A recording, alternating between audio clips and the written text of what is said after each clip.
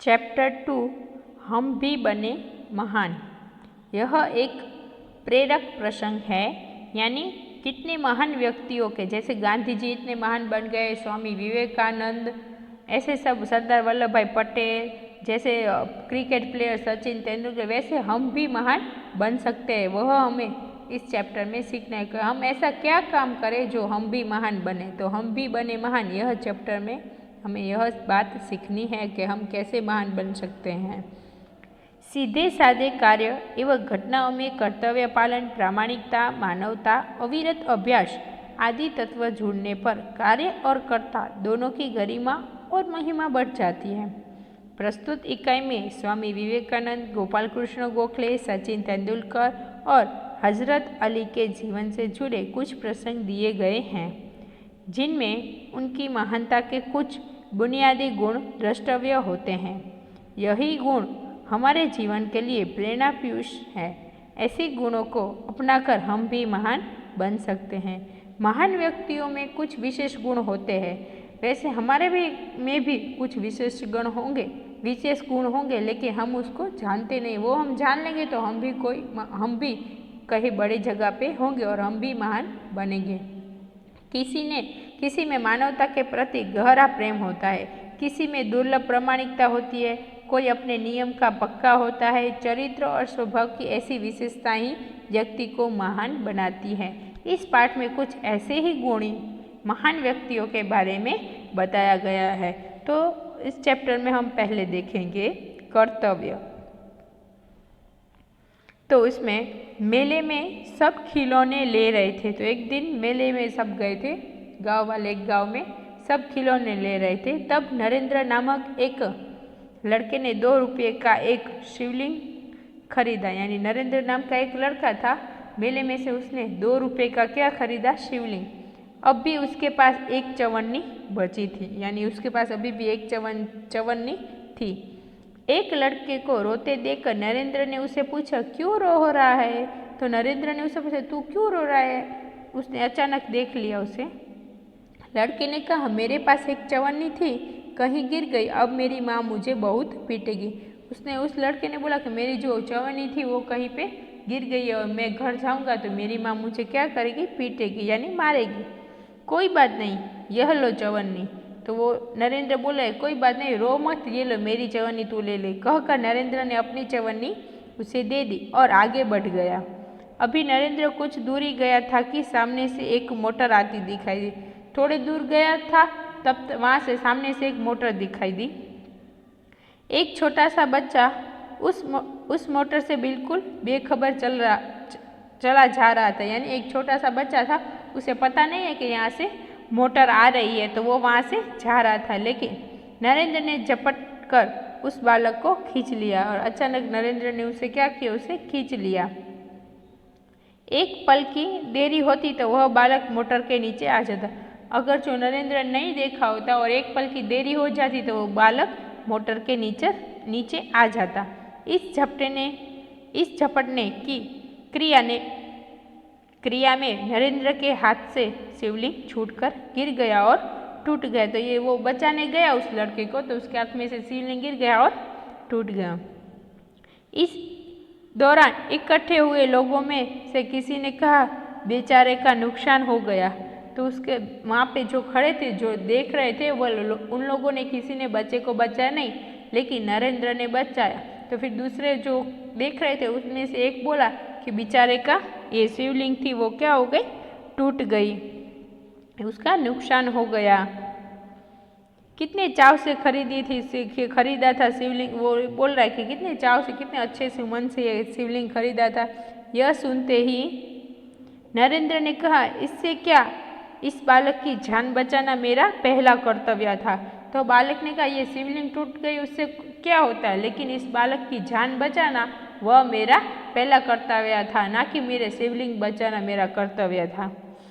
वस्तु से भी व्यक्ति का जीवन ज़्यादा महत्वपूर्ण है। तो इस बात से हमें क्या सीखने मिलता है कि कोई भी कितनी भी बड़ी वस्तु हो, लेकिन उससे ज़्यादा जरूरी क्या है, यानी उससे ज़्यादा महत्वपूर्ण क्या है? किसी व्यक्ति का जीवन। मानवता सबसे ऊपर है। बचपन से ही ऐसे ख्यालात रखने वाले नरेंद्र आगे चलकर स्वामी विवेकानंद के नाम से प्रसिद्ध हुए। यानी कि वो जब ऐसे कर्तव्यों का पालन करने वाले व्यक्ति बड़े होकर किस नाम से पहचाने गए कि स्वामी विवेकानंद, और इस बात से वह प्रसिद्ध हुए हैं। तो इस अपनी कर्तव्यता उसने दिखाई है। फिर आगे है नियम सबके लिए हैं। बात सन 1885 की है। पूना के न्यू इंग्लिश हाई स्कूल में समारोह हो रहा था। नियम सबके लिए है ना, वो एक उसके बारे में हमें सीखना है। तो एक दिन पूना में न्यू इंग्लिश हाई स्कूल में एक समारोह था। प्रमुख द्वार पर एक स्वयंसेवक नियुक्त था। यहाँ पे प्रमुख द्वार पर एक स्वयंसेवक था, वहाँ पे खड़ा था, जिससे यह कर्तव्य भार दिया गया था कि आने वाले अतिथियों के निमंत्रण पत्र देखकर, यानी जो उसे यह काम दिया गया था कि तू यहाँ पे दरवाजे यानी गेट के पास खड़ा रहे, जिसके पास निमंत्रण पत्रक हो उसे तू अंदर आने देना, यह उसे काम दिया गया था। अतिथियों के निमंत्रण पत्र देखकर उन्हें सभा स्थल पर यथास्थान पर बिठा दे। यानी उनके निमंत्रण पत्र भेज, यानी कोई निमंत्रण के बिना कोई नहीं आ गया, नहीं, इसलिए सबके निमंत्रण पत्र देख के फिर उसे अंदर आने देने का और जहाँ पे जगह हो वहाँ पे बिठा देने का, ऐसा वो स्वयंसेवक को काम दिया गया था। उस समारोह के मुख्य अतिथि थे मुख्य न्यायाधीश महादेव गोविंद रानड़े। यानी वहाँ के मुख्य, जो हम बोलते हैं ना ट्रस्टी जैसे हम बोलते हैं, वहाँ के मेन मुख्य कौन व्यक्ति थे? तो न्यायाधीश महादेव गोविंद रानड़े। जैसे ही वह विद्यालय के द्वार पर पहुँचे, वैसे ही स्वयं सेवक ने उन्हें अंदर आने से शालीनता पूर्वक रोक दिया और निमंत्रण पत्र की मांग की। यानी वह अंदर आ रहे थे तो उन्होंने क्या कहा, उसे रोक दिया और बोला कि आप मुझे निमंत्रण पत्र दिखाइए। उसे तो पता नहीं था कि यह व्यक्ति कौन थे। उसका वह काम था कि जो भी आए उसे क्या करने का, तो जो भी आए उसका निमंत्रण पत्र देख लेना, फिर उसे अंदर आके बिठा देने का, वह उसका काम था। तो उसने तो अपना काम ही कर रहा था, उसे जो दिया गया था। तो उसने महादेव गोविंद रानड़े से भी निमंत्रण पत्र की मांग की। फिर बेटा मेरे पास तो निमंत्रण पत्र नहीं है, रानड़े ने कहा। तो उसने कहा बेटा मेरे पास तो नहीं है, यह क्षमा करें तब आप अंदर प्रवेश न कर सकेंगे। तो वो बोलता है तो आप क्षमा करो, मुझे माफ़ कर दो, आप अंदर नहीं जा सकोगे। स्वयं सेवक का नम्रतापूर्ण उत्तर था। तो स्वयं वो उत्तर भी कैसे नम्रता से दे रहा था, यानी शांति से दे रहा था। द्वार पे रानड़े को देखकर स्वागत समिति के कई सदस्य आ गए और उन्हें मंच की ओर ले जाने का प्रयास करने लगे। तो रानड़े को देखकर वहाँ के जो मुख्य जो कार्यकर्ता थे वो सब आ गए और उनको मंच पे, यानी स्टेज हम बोलते हो, स्टेज पे ले जाने के लिए वहाँ पे ले जा रहे थे, प्रयास कर रहे थे ले जाने का। पर स्वयंसेवक ने आगे बढ़कर कहा, स्वयंसेवक क्या बोलता है, श्रीमान मेरे कार्य में यदि स्वागत समिति के सदस्य ही रोड़ा अटकाएंगे तो फिर मैं अपना कर्तव्य कैसे निभाऊंगा। यानी कि वो बोलता है कि श्रीमान आप ही मेरे जो स्वागत समिति के लोग हैं वही मेरा काम मुझे करने नहीं दोगे तो मैं अपना कर्तव्य कैसे निभाऊंगा। कोई भी अतिथि हो उसके पास निमंत्रण पत्र होना ही चाहिए, यानी कोई भी हो बड़ा व्यक्ति, लेकिन उसके पास आने के लिए निमंत्रण पत्र होना ही चाहिए। भेदभाव की नीति मुझसे नहीं बरती जाएगी, यानी से मुझे ये भेदभाव करना मुझे अच्छा नहीं लगेगा। यह स्वयं सेवक आगे चलकर गोपाल कृष्ण गोखले के नाम से प्रसिद्ध हुआ और देश की बड़ी सेवा की। यानी कि यह स्वयं सेवक कौन था, वो बड़ा होकर वो काय बना, उसका नाम वह महान प्रसिद्ध हो गया, गोपाल कृष्ण गोखले के नाम से वह प्रसिद्ध हो गया और देश की बड़ी सेवा की। फिर इसके बाद का पॉइंट है सफलता का रहस्य।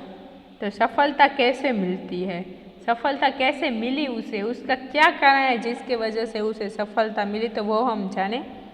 अंडर 14 क्रिकेट टीम के कप्तान के रूप में एक लड़का अपनी टीम के साथ क्रिकेट मैच खेलने के लिए अहमदाबाद में आया था। यानी कि अंडर 14 की जो टीम होती है ना, जो 14 साल से छोटे की जो टीम होती है, उसमें कप्तान के रूप में एक लड़का अपनी टीम के साथ क्रिकेट खेलने कहाँ आया था, अहमदाबाद आया था। उसकी टीम 5 स्टार होटल में ठहरी थी। सुबह उठते ही पूरी टीम कोच मैनेजर के साथ अल्पाहार के लिए तैयार थी, यानी नाश्ता करने के लिए तैयार थी पूरी टीम। एकमात्र कप्तान नहीं दिखाई दे रहा था, यानी कप्तान वहाँ पे नाश्ता करने के लिए नहीं दिखाई दे रहा था। उसे ढूंढने के लिए पूरी टीम लग गई, पर वह नहीं मिला। पूरी टीम उसे ढूंढने की, कप्तान कहाँ गया।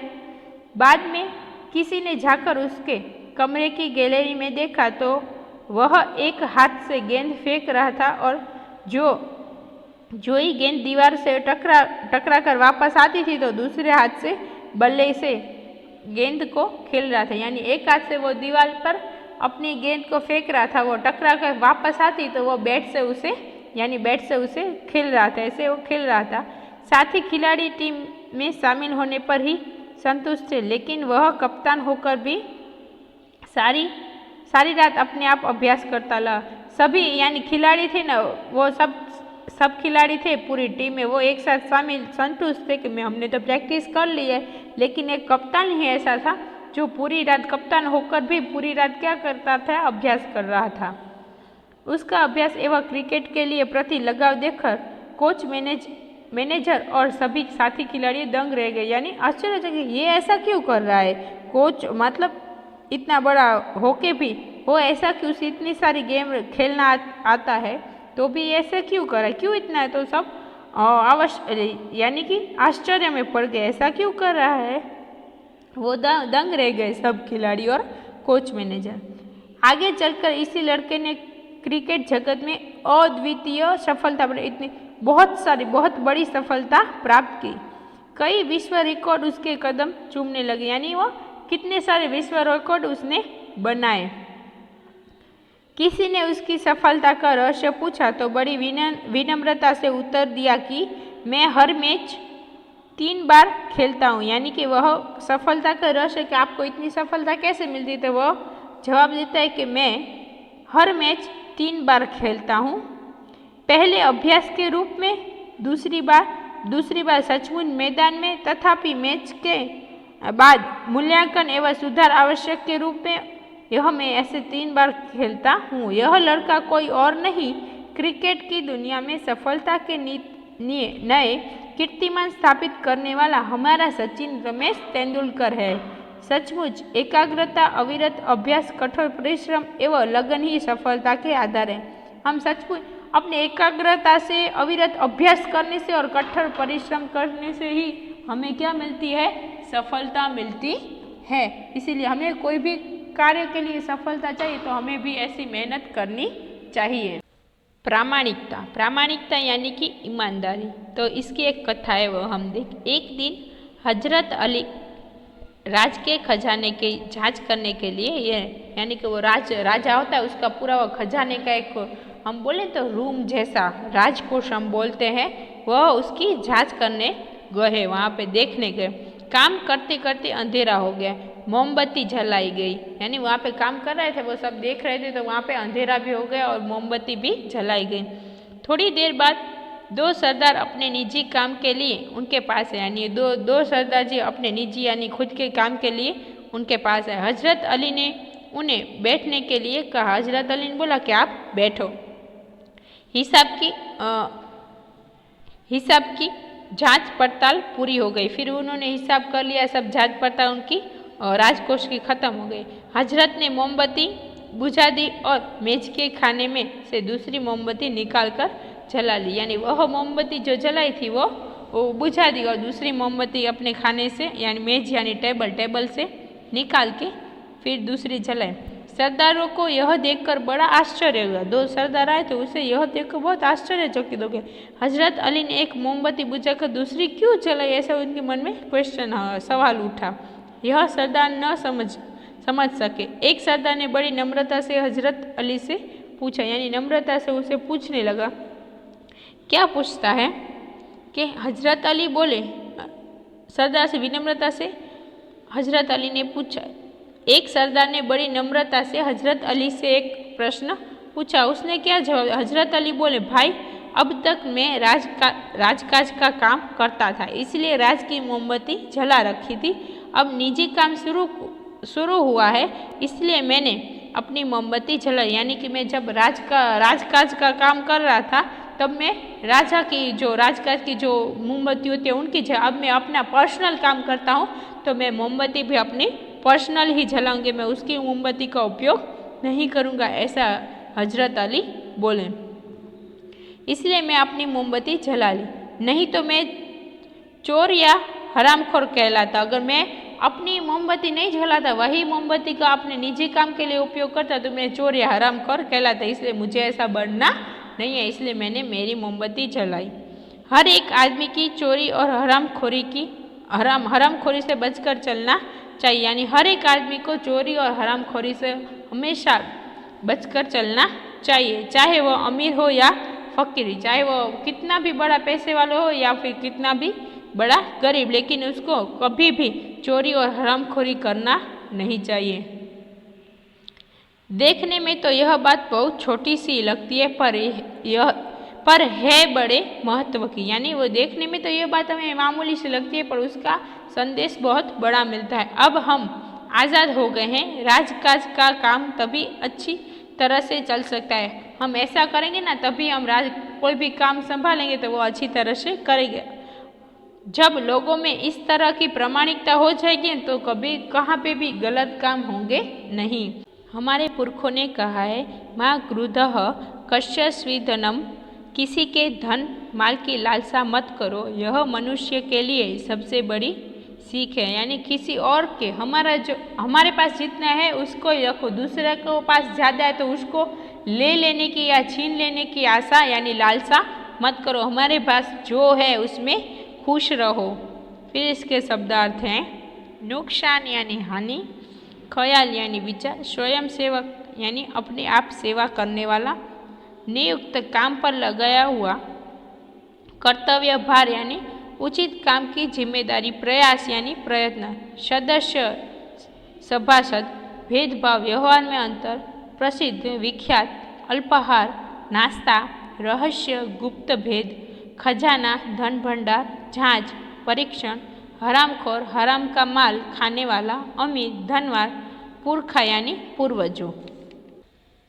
भाषा सजता, निम्नलिखित वाक्यों को पढ़िए, यानी ऊपर के जो दिए गए हैं वाक्यों उन्हें पढ़ना है। राधा ने 2 मीटर तेल मंगवाया है, 2 मीटर के नीचे क्या है, एक लाइन की गई है। फिर है, किशन ने 50 ग्राम इलायची खरीदी, राहुल थोड़ी चीनी लेकर आया, पिताजी बाजार से कुछ सब्जियां लाए। यानी जो लाइन की गई है उपरोक्त वाक्यों में 2 मीटर 50 ग्राम थोड़ी कुछ शब्दों को रेखांकित किया गया है। यह शब्द नाप तोल की दर्शा है, यानी कुछ माप का हम जो मापते हैं, जैसे थोड़ा बहुत, 1 लीटर 2 लीटर 1 ग्राम 2 ग्राम, ये हम नाप के लेते हैं। तो इसमें है, जो शब्द किसी वस्तु के नाप तोल को दर्शाते हैं उसे परिमाणवाचक विशेषण कहते हैं। उसे कौन सा विशेषण कहते हैं, जिसे हम कोई भी चीज़ हम ले तो उसके जो नाप करके लेते हैं उसे हम कौन सा विशेषण बोलते हैं, तो कि परिमाणवाचक विशेषण। जैसे इसमें है, पहला है, निम्नलिखित वाक्यों में से परिमाणवाचक विशेषण को छांटकर इस बॉक्स में लिखिए। तो पहला है, 2 मीटर कपड़ा दीजिए। तो कितना मीटर है, तो कि 2 मीटर जो नाप तोल का होता है ना, उसे वह एक परिमाणवाचक विशेषण है। तो इस बॉक्स में क्या आएगा, 2 मीटर। फिर है, दिनेश ने बहुत मिठाई खरीदी। तो कितनी मिठाई खरीदी, तो कि बहुत। तो बहुत है वो क्या है, परिमाणवाचक विशेषण। फिर इसके बाद है, राधा ने चाय में थोड़ा दूध डाला। तो राधा ने दूध कितना डाला, तो कि थोड़ा। तो नाप तोल करके डाला होगा ना, तो थोड़ा वह क्या है, परिमाणवाचक विशेषण। फिर है, मीना ने 1 किलो हल्दी ली। तो कितनी किलो हल्दी ली, तो कि 1 किलो। तो 1 किलो क्या है, परिमाणवाचक विशेषण। फिर इसके नीचे है, निम्नलिखित वाक्यों को पढ़िए। मेरा काम पूरा हो गया। तो मेरे के नीचे रेखांकित यानी कि लाइन की गई है, वह आदमी जा रहा है, यह घोड़ा है, मुझे कोई किताब दे दीजिए, वे कौन लोग थे। तो उपरोक्त वाक्य में रेखांकित शब्द मेरा, वह, यह, कोई, कौन सर्वनाम है। ये शब्द संज्ञा की विशेषता दर्शाते हैं, यानी ये सब शब्द संज्ञा की क्या दिखाते हैं, विशेषता दिखाते हैं। और ये शब्द सर्वनाम है। जब सर्वनाम किसी संज्ञा की विशेषता बताते हैं तब उसे सार्वनामिक विशेषण कहते हैं। क्या कहते हैं? जब सर्वनाम किसी संज्ञा की विशेषता बताते हैं तब उसे सार्वनामिक विशेषण कहते हैं। तो निम्नलिखित वाक्यों में से सार्वनामिक विशेषण को अलग छांटकर बक्से में लिखे। तो पहला है उसमें, वे लड़के खेल रहे हैं। तो वे वो क्या हुआ? सार्वनामिक विशेषण। फिर है, तुम्हारा काम पूरा हो गया। तो वह तुम्हारा है, वह क्या है? तो के सार्वनामिक विशेषण। यह पेंसिल हिरल की है। तो यह क्या हुआ? सार्वनामिक विशेषण। फिर है, यह लड़की पढ़ रही है। तो वह लड़की पढ़ रही है, तो वह क्या हुआ? सार्वनामिक विशेषण। फिर है, सरला को कोई खिलौने दो। तो कोई है, वह क्या है? सार्वनामिक विशेषण है।